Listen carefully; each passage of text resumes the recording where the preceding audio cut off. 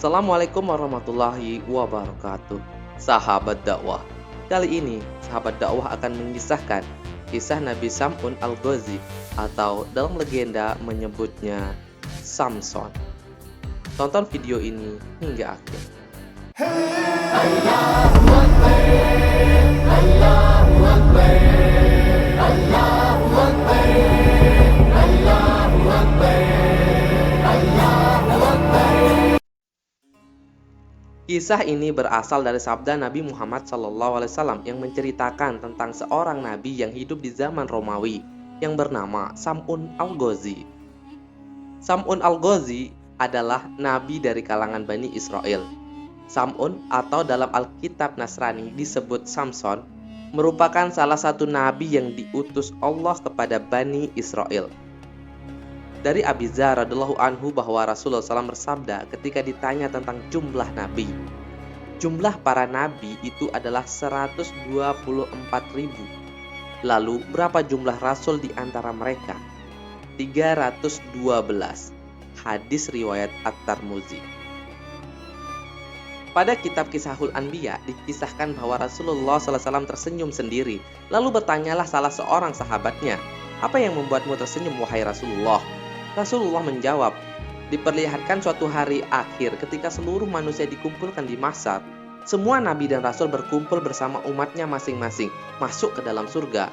Ada salah seorang nabi yang dengan membawa pedang yang tidak mempunyai pengikut, masuk ke dalam surga. Dia adalah Sam'un Al-Ghazi."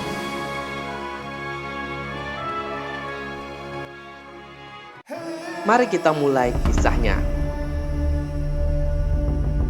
Nabi Sam'un memiliki tubuh yang kekar, berambut panjang dan memiliki kekuatan layaknya seperti Hercules. Salah satu mukjizat Nabi Sam'un yaitu dapat melunakkan besi dan memiliki kekuatan melebihi manusia biasanya. Sam'un, begitulah panggilannya. Memiliki senjata semacam pedang yang terbuat dari tulang rahang unta yang ia beri nama Liha Jamal. Hanya menggunakan pedang ini, Nabi Sam'un mampu mengalahkan ribuan orang-orang kafir yang zolim di masa itu. Siapapun musuh yang berhadapan dengannya, dengan izin Allah, pasti akan hancur dengan pedang ini. Tidak hanya itu, bahkan ketika dia merasa haus dan lapar, dengan perantara pedangnya, Allah Subhanahu wa Ta'ala memberikan macam-macam makanan dan minuman. Dengan kehebatan itu, Nabi Sam'un melawan penguasa-penguasa zalim dan raja yang saat itu menjajah bangsa Israel. Akhirnya, penguasa-penguasa zalim yang kafir mereka bersepakat membuat rencana untuk membunuh Nabi Sam'un. Mereka kemudian bersiasat memanfaatkan istri Nabi Sam'un yang kebetulan tidak beriman kepada Allah untuk ikut membantu membunuh suaminya, yaitu Sam'un. Setelah dirayu dengan imbalan yang menggiurkan, sang istri mengiyakan ajakan tersebut untuk membunuh Nabi Sam'un. Maka orang-orang yang tidak beriman memberikan ide agar dia mengikat tangan dan kaki Sam'un sewaktu tidur, untuk kemudian mereka akan membunuhnya dengan beramai-ramai. Rencana tersebut awalnya berjalan mulus, namun ketika bangun, Nabi Sam'un dengan mudah dapat melepaskan tali yang mengikatnya dengan satu ucapan doa. Gagal dengan rencana pertama, orang kafir menyusun rencana lainnya. Sam'un diikat dengan rantai besi, namun dengan sekali hentakan, Sam'un pun dapat menghancurkan rantai tersebut.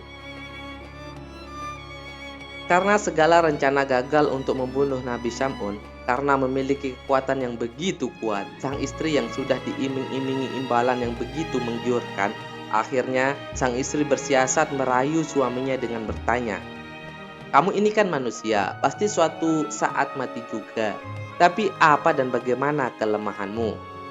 Nabi Sam'un Al-Ghazi yang terperdaya oleh istrinya, karena sayangnya dan cintanya kepada istrinya, Nabi Sam'un pun berkata kepada istrinya, "Kelemahanku sebenarnya adalah rambutku sendiri," jawab Nabi Sam'un. Istrinya kemudian membujuknya untuk tidur di pangkuannya dan memanggil seorang pelayan untuk memotong rambutnya. Lalu akhirnya Nabi Sam'un Al-Ghazi diikat menggunakan rambutnya sendiri yang panjang oleh istrinya saat tertidur. Lalu dia dibawa ke hadapan raja. Setelah Nabi Sam'un tiba, beliau disiksa Dengan dibutakan kedua matanya, diikat kedua tangannya di tiang istana raja. Sang raja mengundang penguasa-penguasa zalim dan antek-anteknya untuk menyaksikan Nabi Syam'un. Yang datang saat itu sekitar 3.000 orang, termasuk istri yang mengkhianatinya, untuk mempertontonkan Nabi Syam'un yang sudah tidak berdaya. Tubuhnya dilukai, disiksa dengan amat keji, diperlakukan begitu zalim sampai tiada daya. Nabi Syam'un Al-Ghazi berdoa kepada Allah. Beliau berdoa dengan dimulai dengan bertaubat memohon ampun, kemudian memohon pertolongan atas kebesaran Allah. Doa Nabi Syam'un diijabah Allah. Kekuatan yang besar mengalir dalam diri Nabi Syam'un. Seketika itu juga Nabi Syam'un Al-Ghazi menghancurkan tiang-tiang penyangga istana raja hingga ambruk. Seluruh istana pun runtuh menimpa semua orang kafir yang zolim, termasuk istri Nabi Syam'un yang mengkhianatinya, hingga mereka semua meninggal tertimpa bangunan istana yang runtuh. Nabi Syam'un pun berdiri keluar dari puing-puing istana yang hancur dengan keadaan yang sehat. Kemudian Nabi bersumpah kepada Allah Subhanahu wa Ta'ala akan menebus semua dosa-dosanya dengan berjuang menumpas semua kebatilan dan kekufuran yang lamanya 1000 bulan tanpa henti.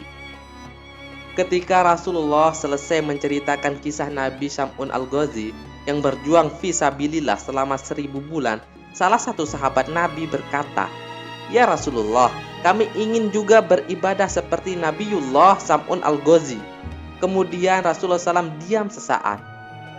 Kemudian malaikat Jibril datang dan mewahyukan kepadanya bahwa pada bulan Ramadan ada sebuah malam yang mana malam itu lebih baik dari 1000 bulan, yaitu malam Lailatul Qadar.